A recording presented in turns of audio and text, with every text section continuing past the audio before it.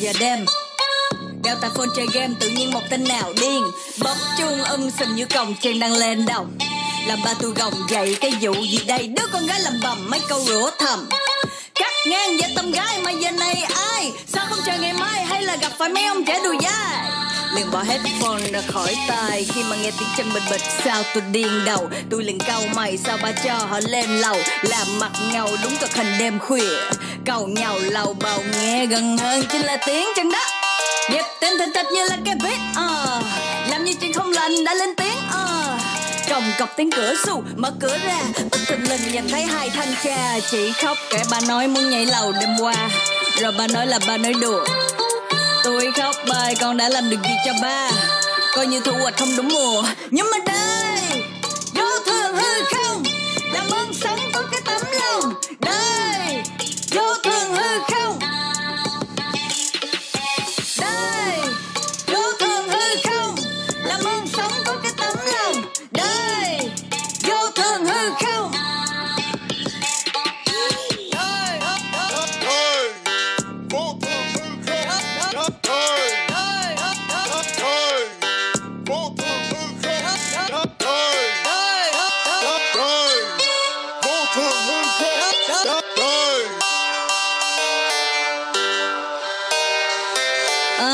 Cây nào lớn mà không có rễ sâu, trèo té muốn bể đâu. Về đi khui nắp chai, pập hai phát có sao đâu. Ngâu một chữ ai complain, tôi đeo cặp kính màu đen. Cả từng cây dây lá, đâu có cần ghen. Và trong một đêm đời buồn thêm, con không tin vào tai, cú điện thoại mẹ biểu về ngay. Tai nạn ba đo đường, thằng bà trên giường mặt sưng nhận không ra. Mẹ nó mất việc phải không ba, con nít tết nghẹn tắt trong hồn mà sao ba biết. Đời em còn cái gì mà phải tiếc. Giọng ba lại cất xu, đừng khóc con, ở đời có cái gì là mãi mãi. Vô thường hư không, làm ơn sống có cái tấm lòng. Đây vô thường hư không, đây vô thường hư không, làm ơn sống có cái tấm lòng. Đây vô thường hư không, đây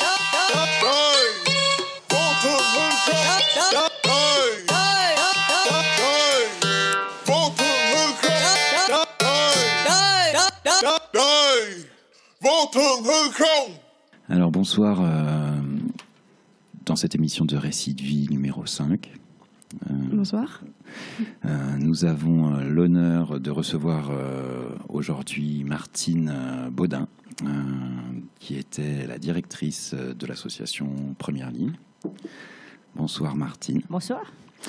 Alors on va essayer de découvrir un petit peu le parcours de Martine et pour ça je pense qu'on va lui demander bien d'où elle vient. Voilà, quel a été son parcours depuis l'enfance, où est-ce qu'elle est née par exemple. On remonte loin alors. C'est ça. Au tout début de la vie. Au tout début de la vie, non, moi je suis vietnamienne. D'accord. Mais à Genève depuis les années 70, donc depuis très longtemps. D'accord. Voilà. Vous aviez quel âge quand vous êtes arrivée à Genève? 2 ans et demi. Ah, oui. Par adoption. Je suis suisse par adoption.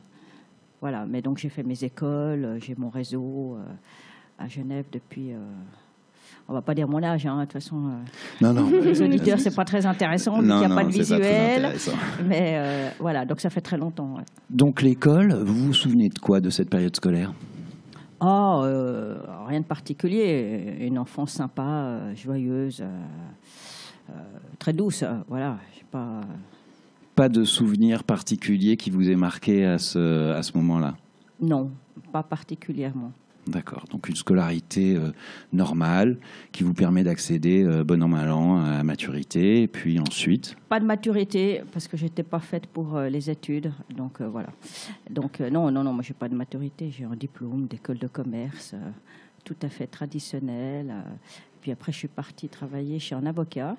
Alors ça doit être probablement très intéressant. Moi j'aurais bien voulu faire du droit, mais l'aspect universitaire m'a rebooté. C'était pas tout ça? Rebuté, pardon. Et puis du coup, à défaut d'aller à l'Uni, j'ai été travailler comme secrétaire chez un avocat qui était fort sympathique, mais en fait où je m'ennuyais profondément. Non pas que tous les cabinets d'avocats soient ennuyeux, mais en tout cas, moi, je m'ennuyais. Et c'est probablement là où il y a eu le déclic en me disant faut bouger. Tu ne vas pas rester secrétaire toute ta vie. En tout cas, pas dans ce... C'est pas comme ça que j'imaginais. C'était à quel âge environ qu'il y a eu ce déclic? 19 ans. Je suis rentrée très tôt à la Haute École de Travail Social. Je suis sortie très tôt, j'avais 21 ans. Donc, et le réseau d'amis était aussi un réseau qui était très élargi Oui. D'accord. Donc vous étiez très sociable et vous aviez aucun souci de rapport humain particulier. Alors vous finissez la Haute École de Travail Social et là ce déclic et vous vous dites bon il faut que je m'implique dans quelque chose. Comment ça s'est fait? Non. Il faut travailler surtout. Hein. Donc voilà. Non, mais moi mon parcours professionnel n'a été fait que de rencontres et d'opportunités. En sortant de l'école, je n'avais pas de préconçu ou d'a priori en disant j'ai envie de travailler avec telle ou telle population. Voilà, je voyageais déjà beaucoup. Mais vous étiez militante déjà à l'époque? Mais militante, je pense que la militance, elle naît d'un événement, elle naît d'un contexte, elle naît d'une urgence. Donc à 20 ans, non, j'étais pas militante. À 20 ans, j'étais... Oui, je proviens d'une famille de militantisme, oui, c'est clair. Mais plutôt sur les droits humains. Je crois que c'est plutôt ça, finalement, qui a traversé ma carrière professionnelle. Contre quoi est-ce qu'ils militaient, vos parents, particulièrement? Par rapport à l'adoption, puisque je suis adoptée, voilà. Mais par rapport au droit de l'adoption, au droit de... Le droit de vivre, quoi, en quelque sorte. La multiculturalité, le droit d'accueil des enfants.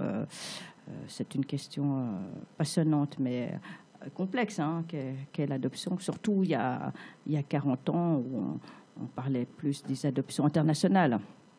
Donc, des déplacements... les questions nord-sud, etc. et tout. Donc voilà, moi je suis sortie de l'école sociale en me disant il faut que je travaille et puis c'est une opportunité et une autre opportunité qui a amené à rencontrer des populations en difficulté. Très bien. Alors, premier emploi suite à l'emploi d'avocat pendant les études, en gros, qu'est-ce que c'était? Moi, j'ai financé mes études sociales en travaillant avec des personnes atteintes d'infirmité motrice cérébrale. Donc c'est effectivement une première grosse expérience avec toute une équipe, avec des gens que je fréquente toujours, de leur permettre d'avoir des loisirs le week-end, comme tout un chacun, et c'était super. Voilà, c'était tout en réalisant qu'il y a des gens qui sont bien nés et d'autres un peu moins, parce qu'avoir des atteintes profonde au niveau cérébral, c'est compliqué au quotidien. Donc, nous, c'était plutôt d'amener ce côté ludique, joyeux de la vie. Et c'était vraiment très, très, très beau souvenir. Comment, à cette époque-là déjà, comment est-ce que vous perceviez cette douleur, ou au moins la représentation que vous en faisiez? Comment est-ce que vous vous souvenez des premiers moments à avoir passé? Est-ce que vous aviez une émotion? Quelle est cette émotion? Comment vous l'avez transformée dans la manière de les accompagner? Est-ce que... Je ne crois pas qu'on était à ce niveau-là. Je crois simplement que quand il y a des gens qui ne peuvent pas ni bouger ni manger de manière autonome, je crois que c'est... Donc on les nettoie, on les change, on les assiste. On les assiste et puis on essaye juste permettre de vivre des choses... qui semble normal pour nous. Simplement, je crois qu'il n'y a pas... Vous savez, moi, j'ai 30 ans de travail social et tout. Je ne suis pas une très grande théoricienne. Je crois qu'il ne faut pas faire des grandes théories sur l'attente des gens et tout. À un moment donné, il y a des impossibilités pour ces personnes-là et en tout cas, nous, sur un aspect plutôt ludique de week-end, c'était de leur permettre de vivre ce qu'elles ne peuvent pas vivre de manière autonome, indépendante, libre, comme vous et moi. Simplement, ça c'est clair. Voilà, je crois qu'il ne faut pas aller chercher des fois beaucoup plus compliqué. Non, mais moi, c'est vrai que je remarque qu'il y a là un schéma qui m'intéresse et on y viendra. Ça veut dire le schéma d'aide à l'autre. Et comment est-ce que ce schéma-là naît? à un certain moment. C'est vrai que ça, c'est quelque chose qui m'intéresse. Et c'est pour ça que je vous questionne sur ces histoires de pratique, parce que vous êtes vraiment une praticienne, alors que moi, je suis vraiment extérieur à ce genre de schéma. Donc en deuxième, vous êtes arrivé, après cette expérience-là, vous avez continué dans quel domaine ? Avec des personnes qui souffraient de troubles psychiatriques très importants, de schizophrénie. Donc là, on entre dans un monde, un nouveau monde, celui de l'atteinte à la santé mentale. Ça change. Qu'est-ce que ça change les gens atteints physiquement, concrètement ? Ah bah là, on est sur des sphères qui nous échappent complètement. Du délire. C'est de personnes qui peuvent vivre des hallucinations visuelles et auditives au quotidien, qui peuvent être avec des doubles personnalités, qui peuvent être dans des profondes dépressions également, qui ont besoin d'être accompagnées, voire d'être protégées pour sortir dans la rue, car elles peuvent se sentir agressées, ou qui ne peuvent pas vivre seules.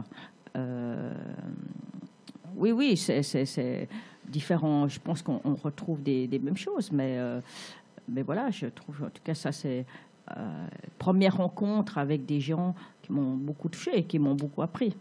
Vraiment. Alors après, moi j'étais dans un cadre très psychanalytique, à chercher le pourquoi et le comment de cette maladie.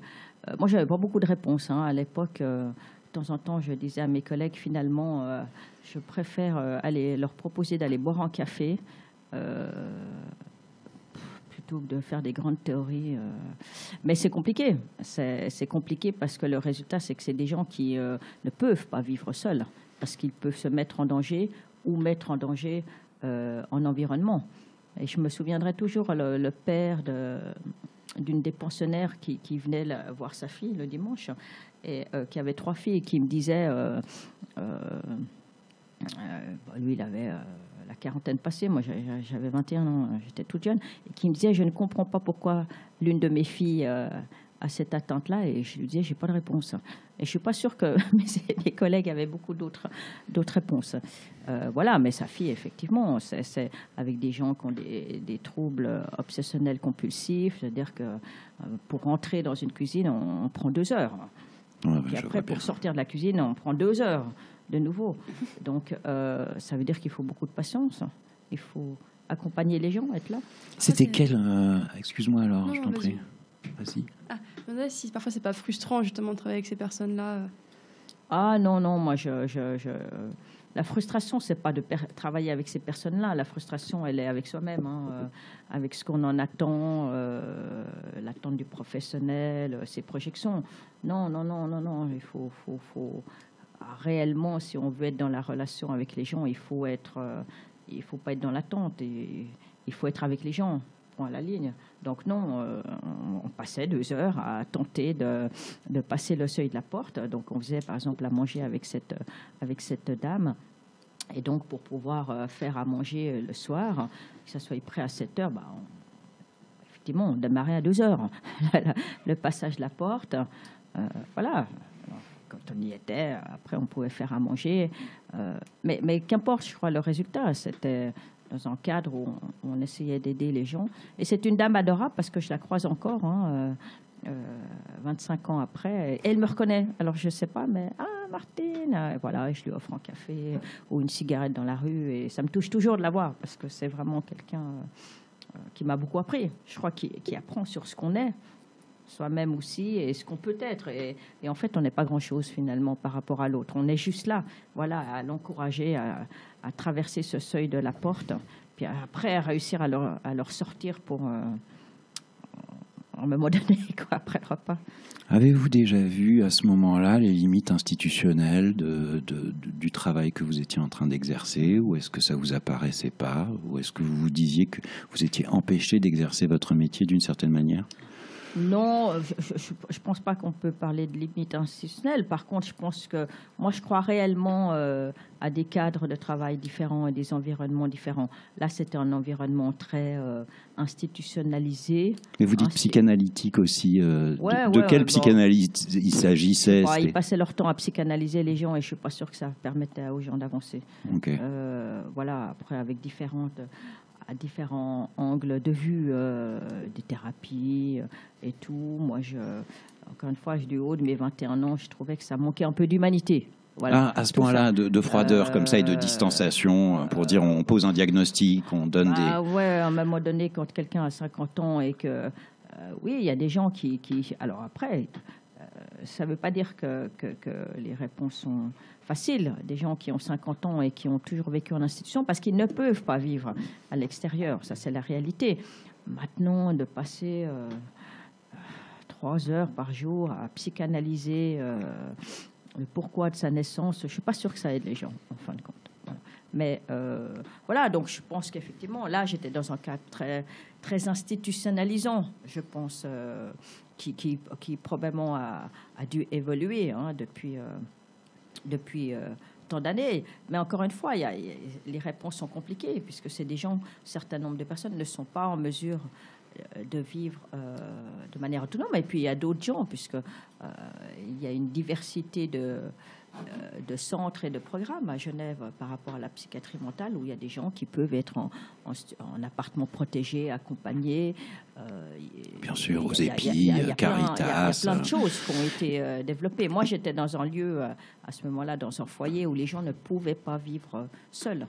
Mais je pensais, quand je disais cet aspect institutionnel, je pensais à la démarche institutionnelle qui est à l'heure actuelle, qui a cours à l'heure actuelle. Ça veut dire vous avez 3 mois pour choisir, vous, en tant que personne, en tant que patient, vous avez 3 mois pour choisir une formation et la mettre en œuvre. Et puis ensuite, l'association qui s'occupe ou qui vous prend en charge avec l'assurance maladie a encore 2 ans pour pouvoir vous mettre en emploi. Voilà. Et ça Ah non, mais là j'étais avec un public qui n'était pas du tout en emploi. Ouais, j'ai bien compris, voilà, justement. À l'assurance invalidité, on était à la fois dans un contexte, il fallait permettre aux gens d'évoluer, puis à la fois, je pense qu'on aurait dû travailler beaucoup plus sur une visée d'un meilleur confort de vie. Des gens qui sont... c'est compliqué, vraiment. Voilà, 30, 40, 50 ans. Oui, bah, bien sûr qu'après, c'est de leur proposer des ateliers, des choses qui leur permettent d'avoir de l'intérêt à la journée. En y repensant, ça fait longtemps que je ne me suis pas repenchée sur ça. C'est vrai que les réponses étaient complexes. Je trouvais à l'époque que c'était un lieu beaucoup trop fermé. Voilà. Il manquait d'extérieur, il manquait de... voilà, mais ça c'est... Bon, c'est toujours une problématique assez forte parce que depuis les années 70, les lieux ont essayé de s'ouvrir, en tout cas pour certains, pas tous. Mais on voit bien, et l'exemple de l'Arcade 84 est assez significatif, que lorsqu'on vient, par exemple, pour assister à des ateliers qui sont ouverts normalement au public, les personnes d'ergothérapie sont assez dérangées. C'est elles que ça dérange, c'est pas les gens que vous regardez faire de l'art, en l'occurrence. Ces personnes-là, elles sont plutôt ouvertes. Mais en général, j'ai eu plutôt des difficultés de contact avec elles parce qu'elles se sentaient observées et que le monde du travail social en ce moment, c'est difficile. Voilà, mais c'est un autre sujet. Ensuite, si on poursuit après cette expérience de la maladie mentale chronique et dans un contexte institutionnel, en tout cas dans cette institution assez fermée, combien de temps ça a duré ? J'ai travaillé 1 année et demie là-bas. Après, je suis partie. J'ai travaillé avec des jeunes en rupture. Bon, dans un foyer, ça c'est un autre engagement bénévole puisque j'ai travaillé pendant des années sur les questions de formation pour des jeunes qui sont en complète rupture, mais pas ceux qui sont dans les listes, ceux qui sont invisibles aux listes. Voilà, j'ai créé une association. Ça, c'était un autre engagement de pouvoir proposer à ces jeunes de raccrocher avec des facilités d'accès, avec le minimum d'exigence. Enfin voilà, donc voilà, ça j'ai travaillé avant d'arriver en fait en 93 par un complet hasard sur le travail de réduction des risques liés à l'usage de drogue. Donc les jeunes, c'était quoi, l'Astural ou dans une autre organisation? Non, c'était encore plus associatif. En fait. Ok, donc vous créez votre propre association à quel âge? Je ne sais pas, 23 ans, 24 23 ans. Ouais. Donc voilà, oui, mais avec effectivement toute l'enjeu, mais qui est encore plus important aujourd'hui, c'est qu'il y a des principes de formation et il y a un certain nombre de programmes qui sont proposés avec des déclinés, services étatiques, services associatifs, mais il y a encore des jeunes qui échappent à ces programmes-là et d'aller encore plus sur des alternatives. Moi, j'ai toujours défendu ça, très clairement, d'aller encore plus dans les chemins de traverse, encore plus aller à leur rencontre pour proposer une facilité d'accès. Moi, je crois réellement à ça. Enfin, c'est un de mes Donc ça veut dire premières, quelles que soient les populations. C'est l'offre qui doit s'adapter à la personne et pas la personne à l'offre. Et je pense qu'aujourd'hui, avec grand regret, c'est encore et plus que jamais le jeune qui doit s'adapter à l'offre, très clairement. Ça va faire bondir plein de gens en disant ça, mais j'assume, parce que je pense qu'on est encore en train de demander aux jeunes à s'adapter, même si lui doit apprendre à travailler avec des contraintes, avec des systèmes X ou Y, mais très clairement, ça fait partie de la construction de l'individu. Mais voilà, je pense qu'encore aujourd'hui, 25 ans après, il n'y a pas encore assez d'offres qui s'adaptent complètement aux jeunes. C'est une co-construction, ça ne fonctionne qu'avec des intervenants qui sont aussi d'une certaine forme. Il faut englober une situation complètement, on aura l'occasion d'en reparler. Bien, alors cette expérience avec les jeunes, quels souvenirs vous en gardez vraiment, s'il fallait que vous en évoquiez un ou deux souvenirs de ces moments-là? L'engagement que j'ai eu avec à l'époque, c'était l'association Jobs, jeunes.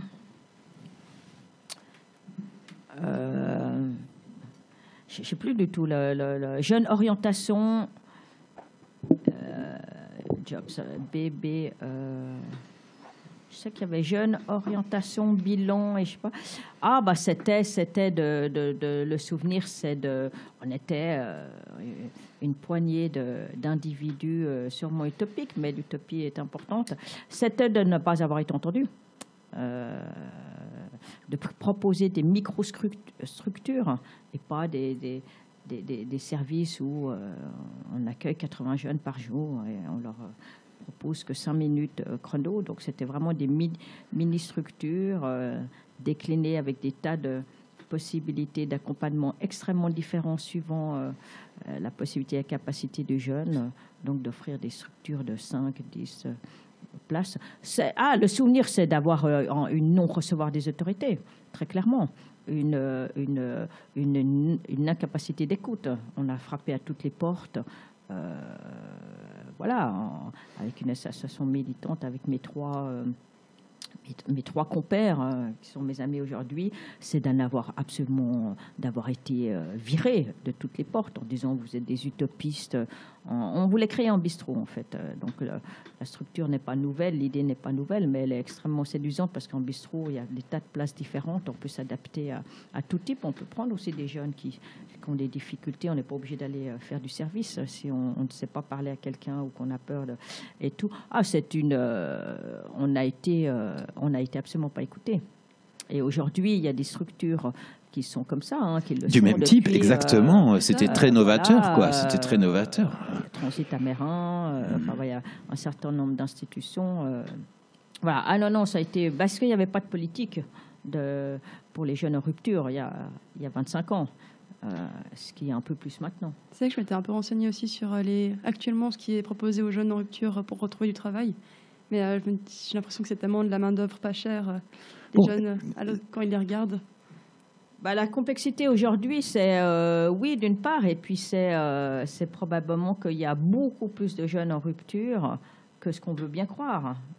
et ils sont bien plus que ce qu'ils sont aujourd'hui à l'Hospice Général, avec une structure spécifique pour éviter effectivement de les mettre dans une forme d'endettement ou d'assistance financière qui serait effectivement que délétère pour eux. Mais ils s'inscrivent même plus d'ailleurs, on les retrouve nulle part. Mais en même temps, ils ont raison. Ouais, tout à fait.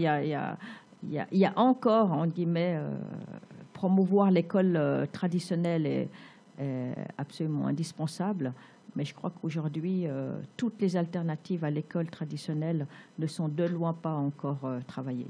Ah ben ça, c'est un fait.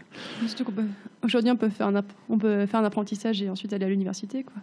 Ouais, c'est difficile. On peut faire beaucoup de choses. Il y a des passerelles et tout. Il y a des passerelles. Mais ça, c'est toujours facile quand les gens sont dans cette filière. Exactement. Mais eux, ils ne sont pas dans ces filières-là. Ouais, maintenant, il faut retravailler encore, et je pense qu'il y a une vraie responsabilité tant du canton, tant des professionnels, des enseignants, que du monde associatif ou de la société civile, très clairement. Ouais, je crois qu'il n'y a pas de personne vraiment pour répondre. Moi, j'avais postulé, je me souviens à une certaine époque, là, pour les Cap Jeunes et compagnie. J'avais vu un petit peu de quoi il s'agissait. On recevait effectivement des jeunes, des fois, qui étaient en rupture, mais ça n'avait pas d'intérêt à proprement parler. On savait que ça ne servait à rien. Voilà, il faut quand même le dire. Il y avait des endroits où ils étaient juste là en attente. Et des fois, il faut du temps. Ça veut dire que vraiment, ces personnes-là, elles demandent une écoute, mais elles demandent du temps. Voilà. C'est ça. Et le temps, dans le travail social, c'est un coût.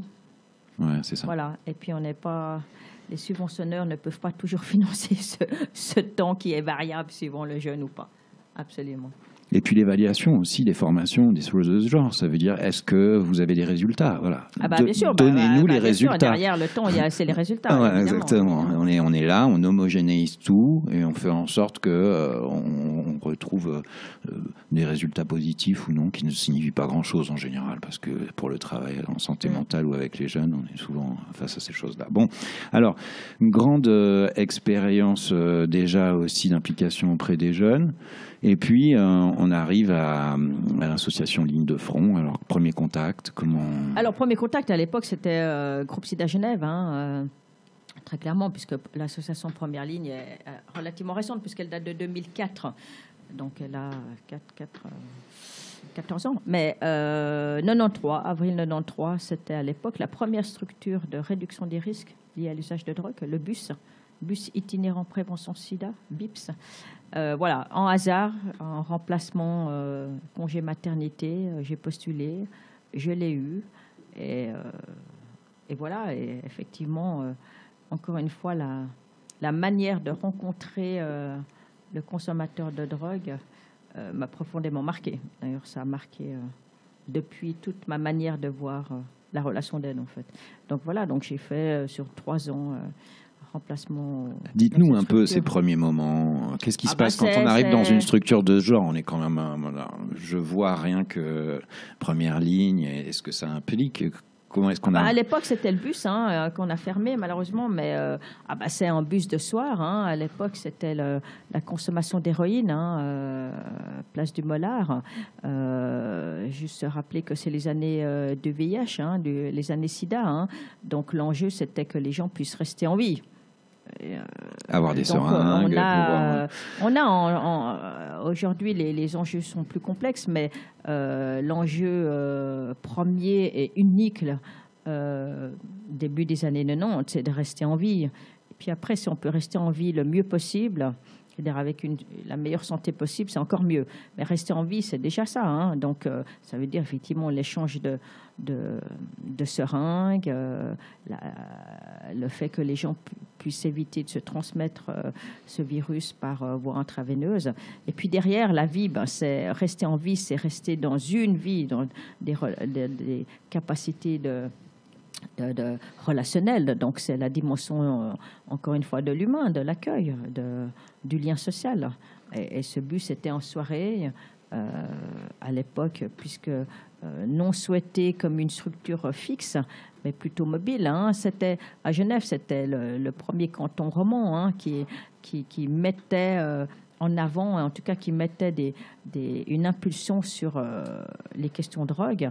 Donc, avec, de toute façon, derrière des énormes enjeux politiques, parce que qui dit drogue dit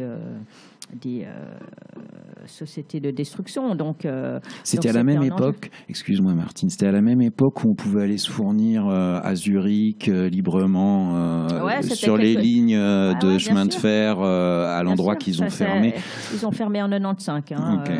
Donc, mais c'est juste pour avoir une idée. C'est les années, je passe Spitz, Letton, bien sûr, le Letton a été fermé en 95. Donc, bien sûr, donc d'approcher une des populations. Alors, j'en suis encore absolument persuadée, qui est la plus marginalisée, en tout cas qui est plus porteuse de stigmatisation, de préjugés. Je ne sais pas si vous vous souvenez, moi je me souviens, plus jeune que moi, mais a priori, mais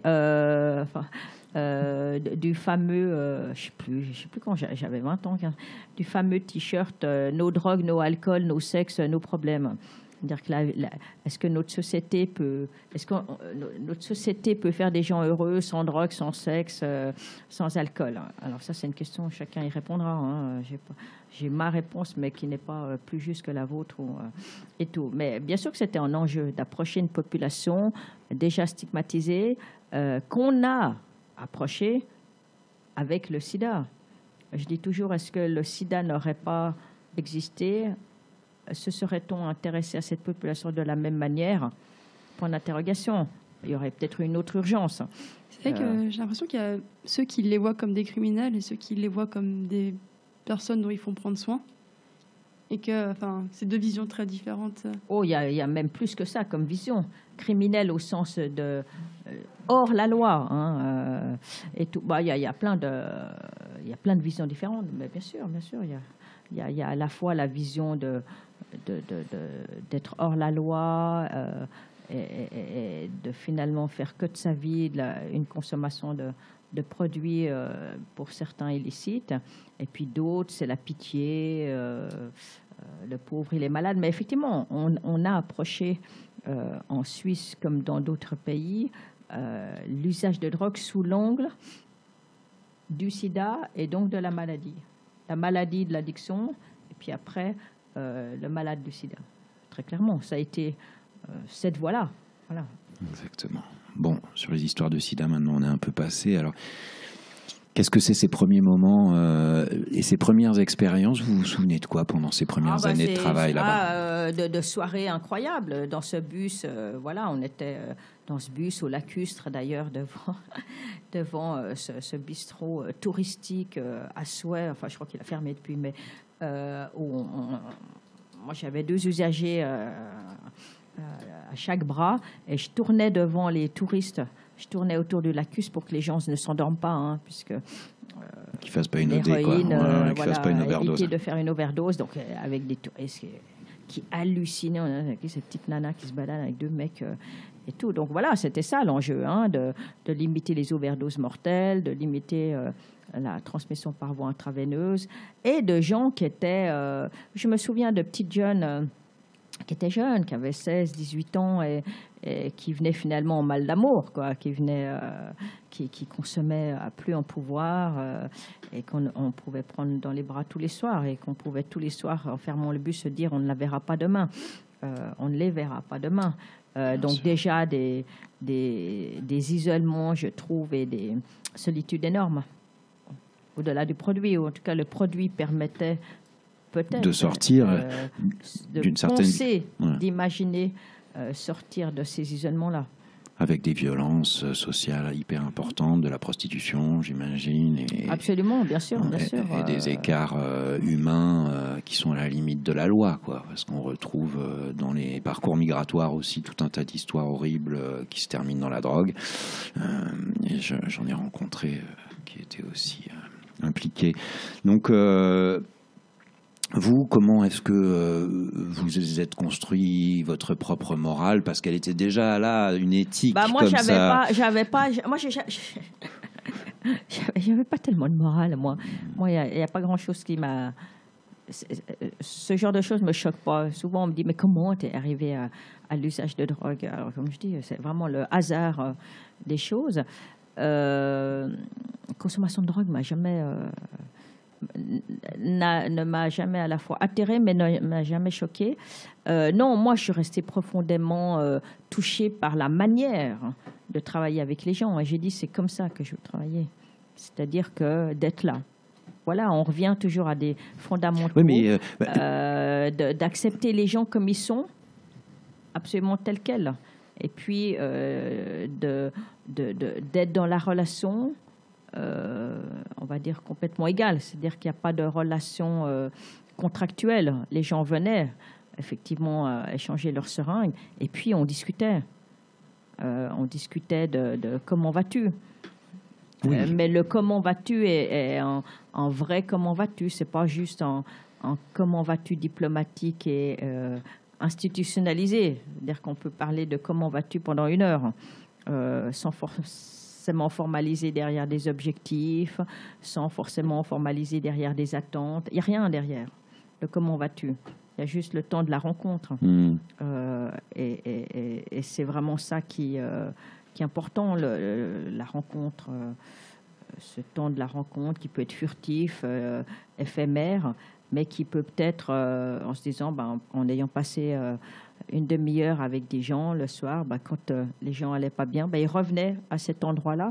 Donc je pense que ça a été ce travail incroyable qui a été mené par l'équipe du BIPS, c'est de permettre aux gens de revenir, parce qu'accepter tel quel, même en revenant, en ayant beaucoup consommé. Les gens nous disaient, ouais, tu verras, demain, je consommerai moins, tu verras. Puis on lui disait, mais on verra. Mais nous, on ne te demande rien. Puis tu peux revenir en ayant encore plus consommé. Et je pense que ce travail du BIPS, les 10 premières années, a été fondamental dans cette manière d'être, effectivement, pour permettre aux gens de revenir tous les soirs.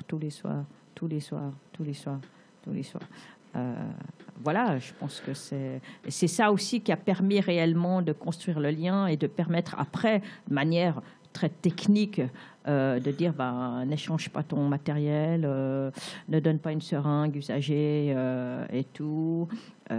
Et les gens ont très vite ont montré leur capacité à effectivement à ne pas échanger leur matériel, à ramener du matériel, ne laisse pas du matériel traîner chez toi parce qu'il y a d'autres gens qui y vivent. C'est ça.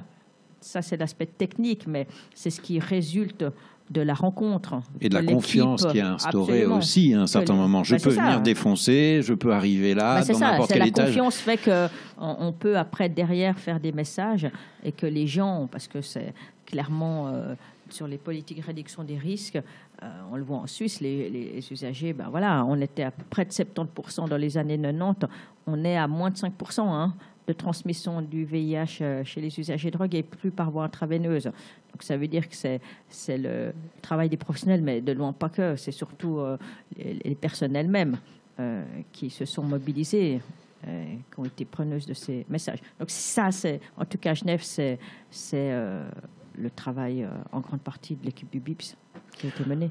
Vous parlez souvent, et c'est une réflexion plutôt générale, mais vous parlez souvent d'un développement de la société qui va vers l'individualisme, et vous parlez souvent des dépendances aux jeux, au sexe, aux petits écrans.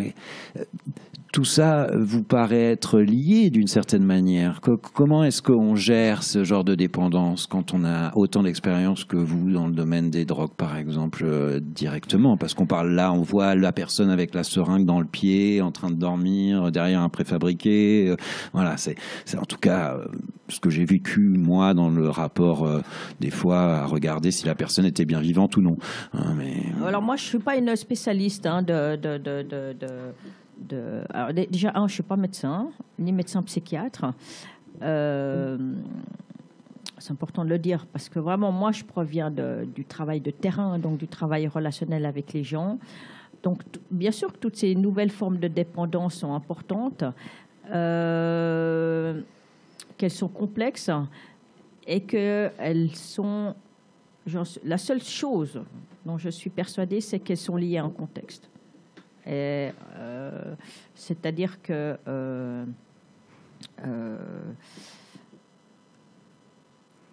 la dépendance au jeu, la dépendance à l'écran, la dépendance au travail, la dépendance au sexe, c'est un produit, hein, comme le sont des opiacés ou d'autres produits, d'autres substances psychoactives, et puis qu'il faut toujours replacer ça dans un contexte de vie, pour comprendre en fait cette pratique et surtout comment elle peut perdurer. Et puis c'est aussi de travailler sur le contexte pour peut-être permettre, si la personne a envie, de modifier cette pratique. C'est-à-dire que pour ça que je me suis jamais réduit à imaginer la personne juste dans son rapport strict au produit. En fait, c'est vrai que depuis 25 ans, on me dit tu travailles des textes qui sont complètement et tout, mais les formes d'autres dépendances sont tout aussi, je pense, délétères pour la santé sociale, pour sa propre santé, pour son environnement. Voilà, c'est une réponse très banale, mais de temps en temps pas oubliée, quoi. Je veux dire,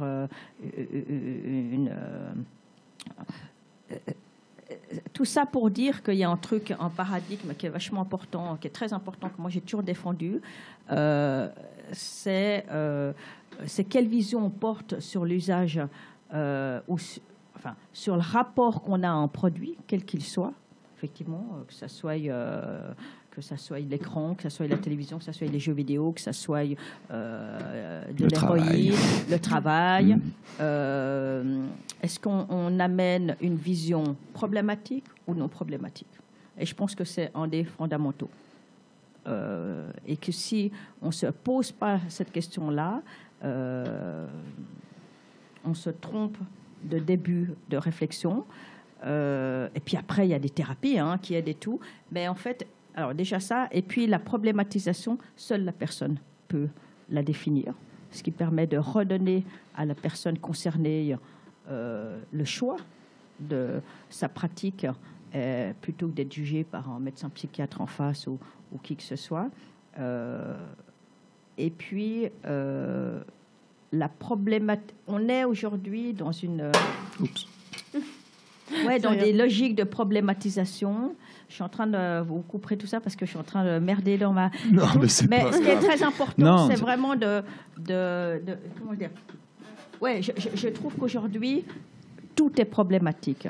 Et c'est peut-être ça qui est faux. C'est-à-dire que, sans faire l'apologie des drogues, fumer du cannabis, ça va. Je ne sais pas la population suisse, mais il y a un nombre de personnes... Tout le monde n'est pas dans une consommation problématique de cannabis. Hein. Quand on regarde l'utilisation des smartphones, c'est quand même beaucoup plus inquiétant. Inquiétant. Moi, quand on vient me faire des grands discours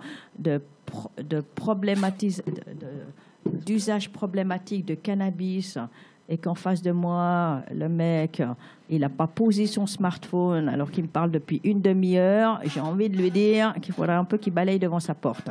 Alors après, ça peut être pas les mêmes conséquences sur la santé, quoique quelqu'un qui vit qu'avec son smartphone dans ses relations, c'est pas excessivement génial. Donc voilà, et je pense que vraiment, il y a un truc que je retiens et que moi je mets toujours en avant, c'est...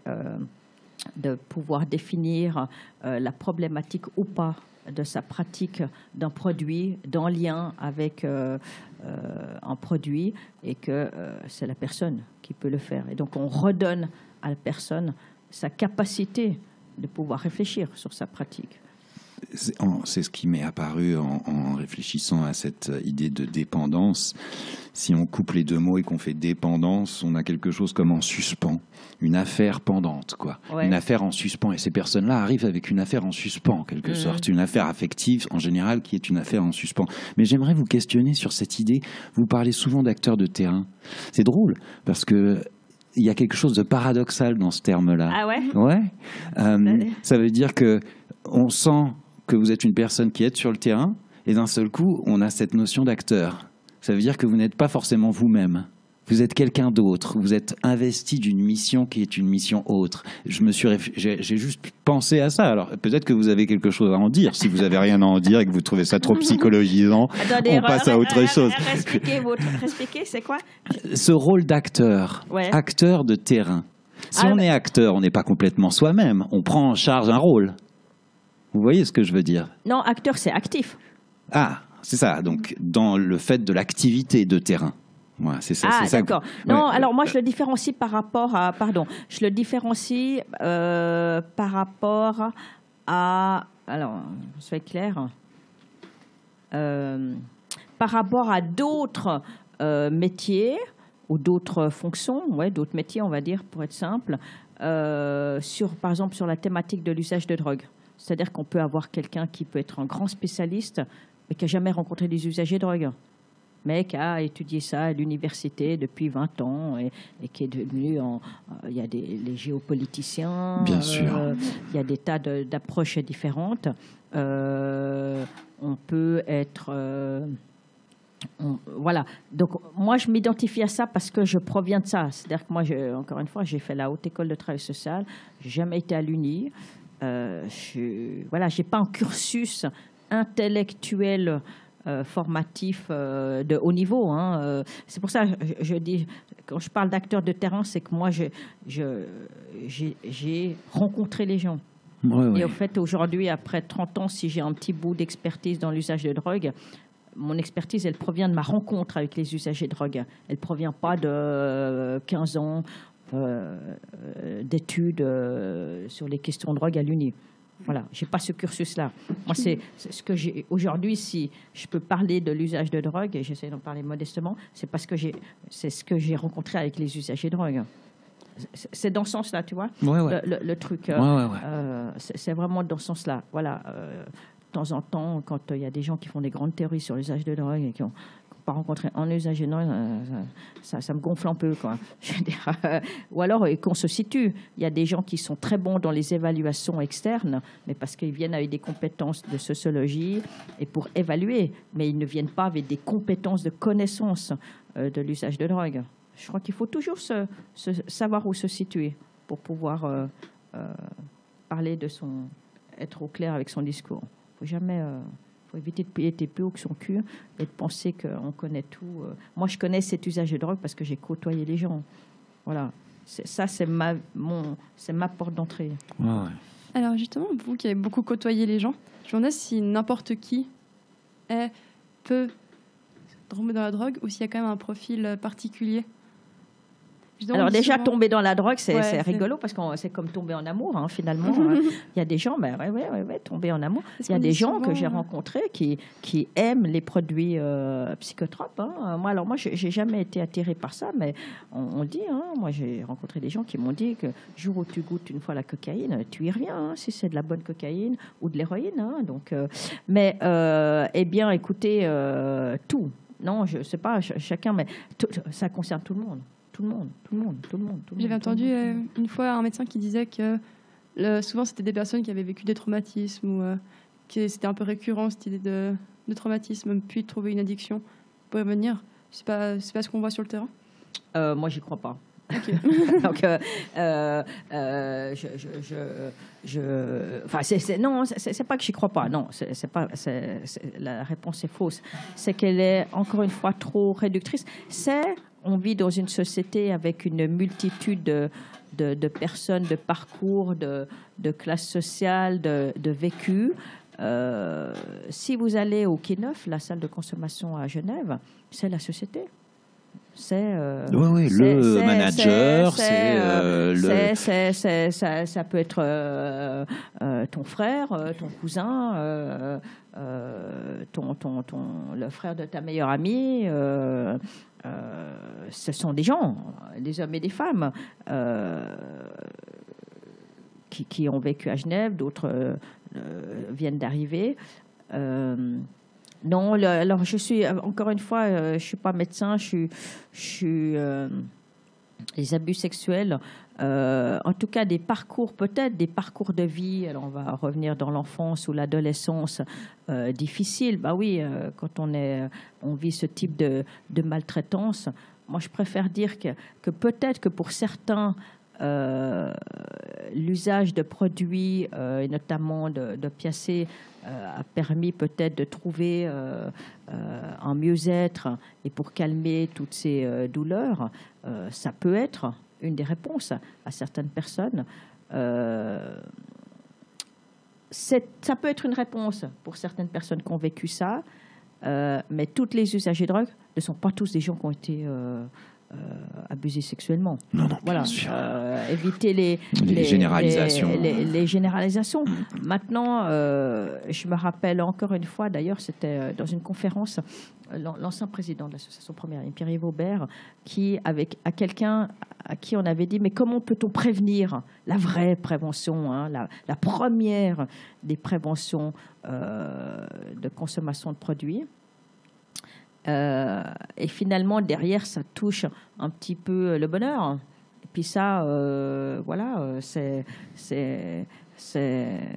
évidemment, je peux imaginer que les enfants qui grandissent dans des environnements sécurisés et qui ont eu des jolies enfances ne sont pas ceux qui vont aller chercher des produits pour calmer leur douleur.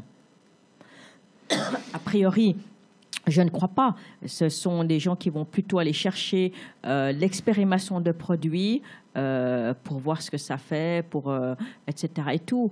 Des gens qui n'ont pas été malheureux dans leur vie, a priori, n'ont pas vraiment de raison d'aller chercher des produits pour aller un peu mieux.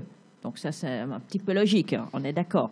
Mais en même temps, finalement, la construction de soi et de trouver le bonheur, c'est un petit peu comme s'en sortir. Hein. Moi, ça fait 20 ans qu'on me dit, mais alors, ils s'en sortent. Et en fait, je ne sais pas, parce que je ne sais pas ce que ça veut dire s'en sortir. Qu'est-ce que ça veut dire tomber dans la drogue? Qu'est-ce que ça veut dire s'en sortir de la drogue? Ce sont des termes complètement virtuels, en fait, où je n'ai pas de réponse, moi, après 25 ans. Parce que, non, et quel est le poids? Ouais, et puis parce que, encore une fois,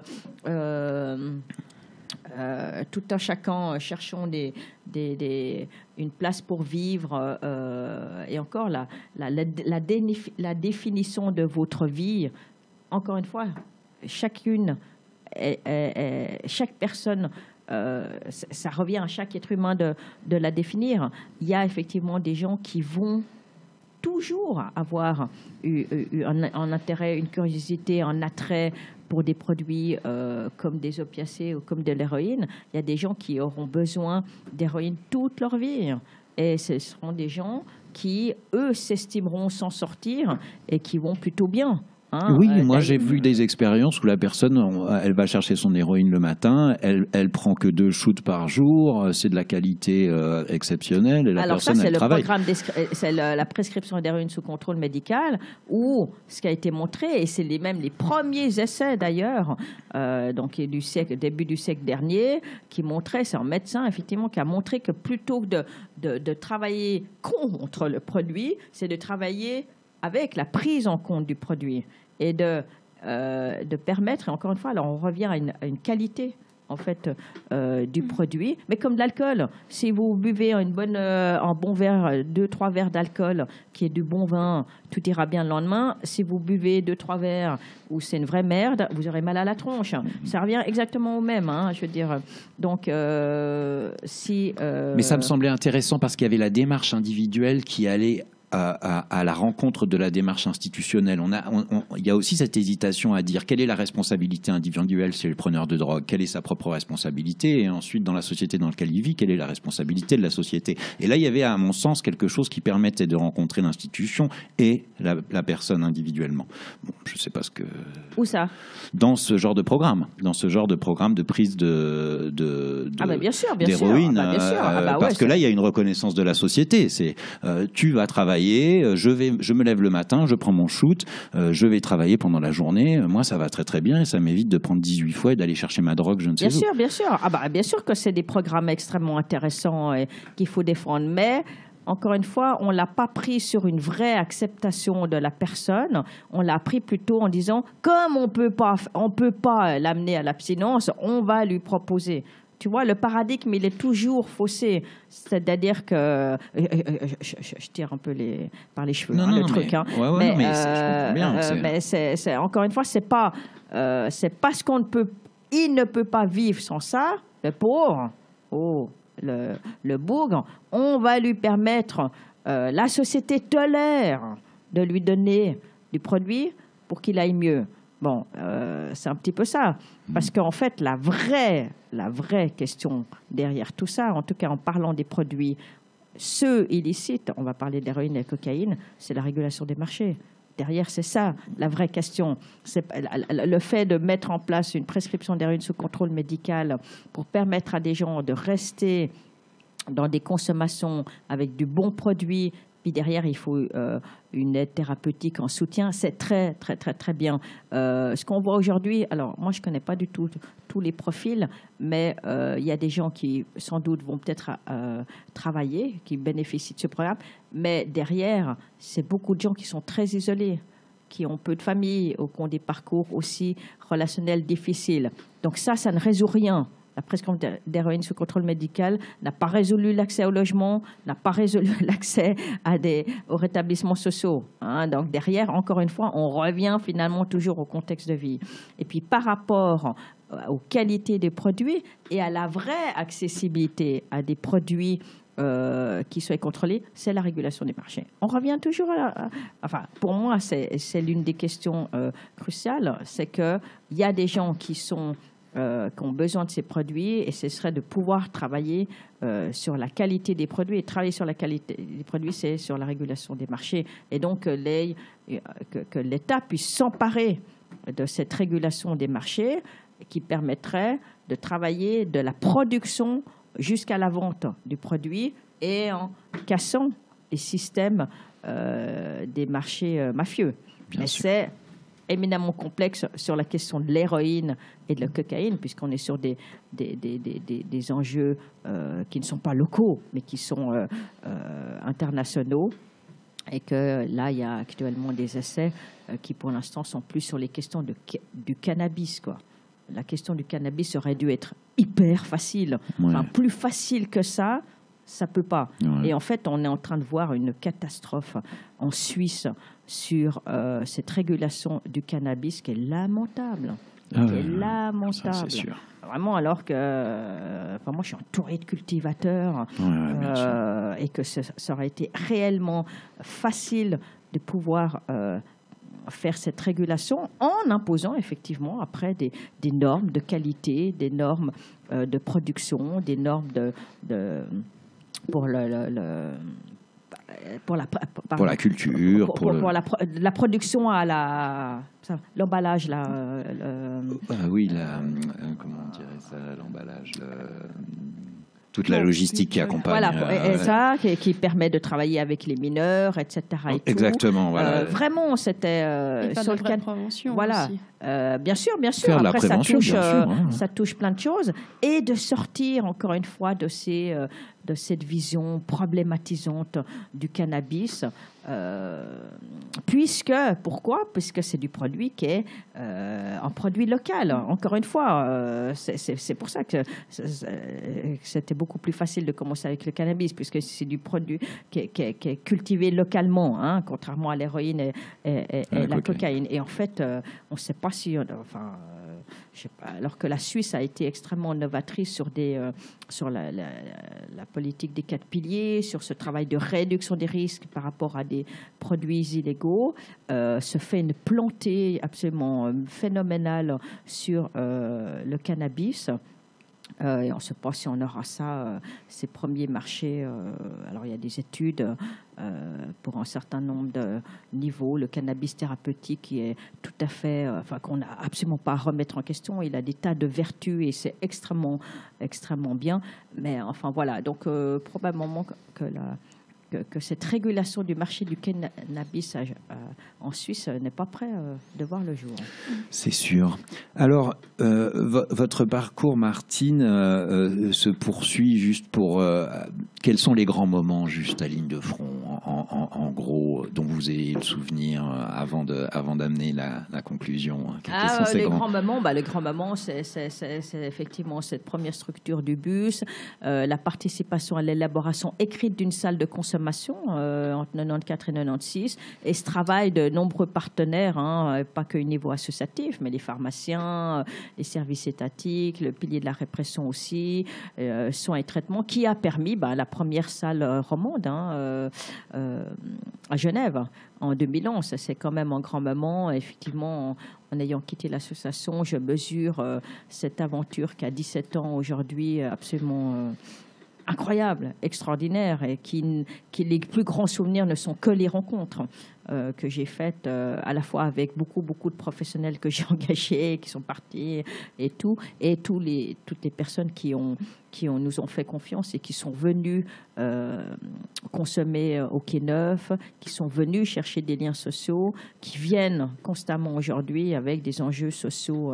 de précarité extrêmement importante. Oui, les grands moments, ça a été effectivement le démarrage du Quai Neuf, mais le démarrage de l'Action Nuit Blanche, qui est aussi toute la question des consommations et des expérimentations de consommation en milieu festif. Et puis, le grand moment, ça a été le virage que l'association a pris, la création de première ligne en partant du groupe SIDA Genève, en choisissant le sida reste important, mais trop réducteur par rapport aux questions de drogue. Et puis, les questions sociales. Aujourd'hui, c'est ça. Voilà, moi, je me suis beaucoup battue pour aujourd'hui remettre l'usager de drogue dans un contexte global. Encore une fois, ça touche tous les profils. Il faut continuer à limiter les overdoses mortelles, c'est évident, mais il faut une vraie place aux usagers de drogue avec un vrai accès à un logement durable, avec des alternatives du travail, parce que ce ne sont pas des gens qui retourneront sur du marché classique, ça c'est évident. Donc il y a des vrais enjeux. Moi je retiens quand même, et je te coupe, excuse-moi Martine, mais parce que ça me paraît très très important, le projet de père aidant me paraît quelque chose qui est très très important. Bien sûr, on en a fait plusieurs. Exactement, mais sûr. ça me paraît marche bien, ça. Là, pour l'instant, il n'y en a plus, mais j'en ai porté plusieurs. Ça amène d'autres complexités, encore une fois, de comment l'usager peut être acteur aussi, alors qu'il cherche un logement, alors qu'il n'a pas de travail, alors qu'il a besoin de produits tous les jours et que c'est du produit de mauvaise qualité.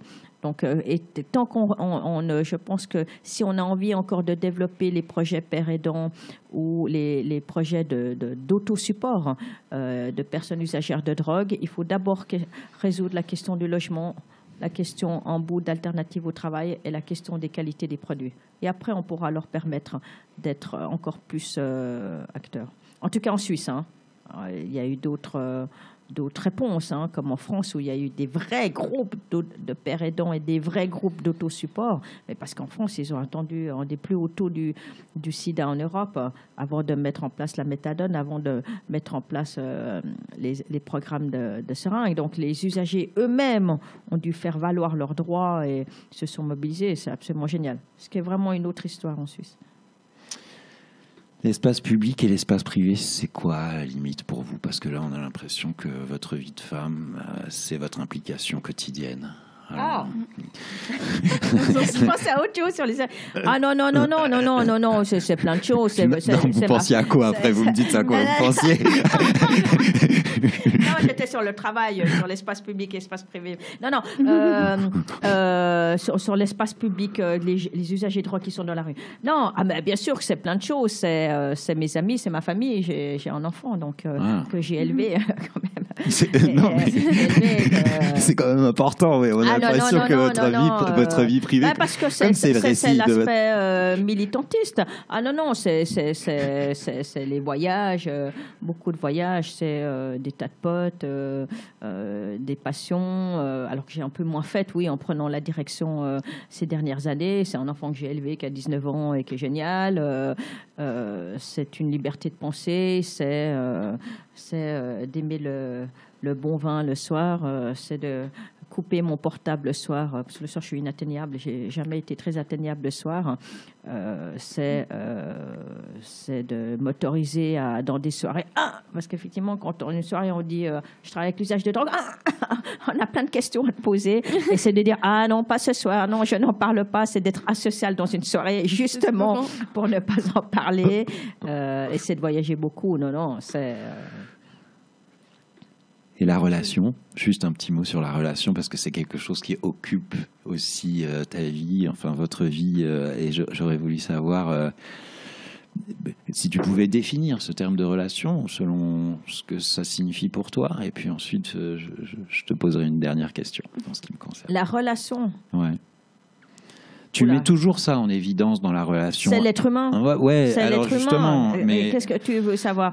Moi, mais c'est l'expérience de l'être humain qui t'intéresse. C'est la rencontre. C'est la douleur de l'être humain. Tu vois, je voudrais. C'est tu comprends ce que je veux dire? Non, alors- C'est Ah ouais, d'essayer ok, d'accord, de ouais. trouver dans Ouais, cette ok, j'ai rencontre compris. ce qui précise. Non, c'est tout. En fait, c'est encore une fois, c'est d'être là et en face de moi. Mais c'est pas que la douleur, parce qu'il y a de loin, dans l'usage de drogue, il y a en plus pas que la douleur. C'est l'être humain avec toutes ses nuances. Moi, je crois aux nuances de la vie. Je suis pas, je crois peu aux extrêmes. Et c'est la palette de relief qui est absolument passionnant. Et puis que c'est aussi la capacité ou le fait d'être aujourd'hui ce qu'on est et demain on est peut-être quelqu'un d'autre. Et on s'en fout un peu. C'est en fait la personne qu'on a rencontrée aujourd'hui. On se dit, ah bah tiens, ma discussion de demain a une autre couleur parce qu'on est dans un autre état d'esprit. Donc voilà, c'est l'être humain. Bah, c'est ça. Il y a des gens qui sont capables de vivre. Je pense d'ailleurs à. Pour répondre à ta question, je fais une association d'un spectacle que j'ai adoré, absolument extraordinaire, de Jacques Gamblin, comédien époustouflant. Qui a fait un spectacle on ne peut pas parler à un homme qui bouge tout le temps, et c'est sa correspondance avec Thomas Couville, le grand navigateur. Je crois que c'est pendant sa traversée, l'une de ses grandes traversées, et Thomas Couville, Jacques Gamblin lui amenait lui envoyait plein de mails parce qu'il était en admiration extrême pour cet homme qui peut faire une grande traversée, je ne sais plus, de l'Atlantique, ou je ne sais plus quelle traversée seul, que moi j'admire aussi complètement, d'aller seul au gouvernail dans bateau. Et donc Gamblin lui envoie, tout en lui racontant sa vie de comédien, etc. Et Thomas Couville lui a fait qu'une réponse par mail. Et la pièce est basée sur cette réponse. Et c'est une pièce absolument époustouflante. Et Thomas Couville lui répond, en gros, je ne veux pas déformer ses propos, mais lui répond, je vais en mer car je ne suis pas capable d'être en relation sur Terre. Voilà. Donc, et donc, il y a des gens qui, effectivement, vont peut-être s'échapper dans des lieux comme la navigation ou les grands espaces. Moi, je ne pourrais pas, même si j'adore la navigation. Moi, j'ai besoin d'être en lien avec les gens, quels qu'ils soient, quel que soit le résultat. Finalement, le résultat m'importe très, très peu de la rencontre. Parce que finalement, j'aime plutôt les chemins de traverse que les chemins traditionnels. Donc peut-être que la relation, c'est ça, en fait. Voilà, c'est l'humain, et que moi, je ne suis pas tellement prête à aller vivre dans une grotte toute seule ou sur une île déserte, même si j'aime bien les temps de silence et de solitude. J'avais peut-être aussi une dernière question. On sent que vous avez beaucoup de caractère et beaucoup de puissance. Est-ce que travailler justement en contact avec ces gens à qui parfois il faut savoir dire non, est-ce que ça vous forge justement un caractère ? Je ne sais pas si c'est avec eux, non, je crois pas. Non, je crois pas. Oui, du caractère. Tu es directrice, donc là, il faut un tout petit peu faut être un peu réveillé pour diriger une institution. Mais non, je crois pas que c'est avec eux. Au contraire, moi, j'ai une infinie. En fait, pour les usagers de drogue, en tout cas ceux que j'ai côtoyés au Quai Neuf, qui vivent des choses difficiles, j'ai une tendresse et une affection infinie. Donc, je ne crois pas qu'il faut avoir du caractère. Enfin, quoi que tout le monde m'a dit, l'équipe du Quai Neuf a du caractère, mais il en faut. Mais en même temps, il faut cette capacité à être, point à la ligne, face à l'autre. Oui, c'est ça, avoir une colonne vertébrale. Je veux dire, il faut avoir une colonne vertébrale structurée. Ça, quand même, je suis d'accord. Puis à être, parce qu'en fait, on est chamboulé de tout. Tout. Les heures, comme je dis toujours, au Quai Neuf, les heures se suivent et ne se ressemblent pas forcément. Être prêt à être bousculé dans tout, être prêt à être chahuté dans tout, dans toutes ses croyances, dans toutes ses convictions de travailleur social, d'infirmier, mais d'être humain. Et puis en même temps, il y a un bout de colonne vertébrale. Autrement, autrement, les gens, on va mal. Si on est entraîné dans toutes les douleurs, dans toutes les méandres, dans tous les tourments, mais ça, c'est la relation d'aide, pas que de loin, pas qu'avec les personnes usagères de drogue, mais avec des publics vulnérables, avec quels que soient les tourments de la personne. Mais si on est trop perméable, on est entraîné et aspiré et mouliné dans ces tourments. Alors effectivement, moi, c'est pas ça que j'ai eu depuis 25 ans, c'est que j'ai été profondément touchée. Il y a des choses qui constituent mes convictions, mais tu me demandais ma vie privée. Ma vie privée, très clairement, m'a toujours permis de garder la colonne vertébrale. Donc, pour conclure, il s'agit peut-être moins de se sauver soi-même que de sauver les autres. Ou y a-t-il quelque chose à sauver ? Bah oui, probablement. De toute façon, l'humanité va plutôt mal, quoi, quand même. Hein. Donc, bien sûr. Non, mais dans cette obsession, c'est vrai qu'on a... Mais c'est l'équilibre entre... de toute façon, dans ce type de travail, la relation d'aide, c'est quelque chose d'intime et c'est l'équilibre entre ce qu'on va chercher pour soi-même, ce qu'on va donner pour l'autre et ce qu'on va espérer pour l'autre. Mais ça, moi, je n'ai pas beaucoup de réponses à ça. Merci beaucoup. Merci beaucoup, oui. Merci. Je crois que ça a été très, très touchant et très important, tout ce qui a été dit. Nous, on en a fini. Est-ce que tu as quelque chose à ajouter, Martine ? Non, écoute, rien de particulier comme ça. En tout cas, merci beaucoup d'être intervenue. Et puis, on se réjouit de te suivre. Je ne sais pas quelle est ton actualité et par quoi tu vas poursuivre, en tout cas. Moi, je pars... oui, moi, j'ai un gros projet. Je pars m'installer au Vietnam. Incroyable. C'est pour ça que j'arrête l'association. Voilà. Donc, pour monter une association, j'imagine. Écoute, on verra. En tout cas, pour essayer de travailler sur les questions de VIH, hépatite, et j'aimerais travailler sur le plaidoyer et la défense de l'usage de drogue et des usagers de drogue. Ah oui, c'est très important là-bas. Ouais, j'aimerais bien. Tu parles le vietnamien ? Oui, je m'y remets. Bravo Martine, merci à toi en tout cas. Merci à vous. Une superbe journée et encore... on se réjouit de te redécouvrir dans d'autres contextes. Merci.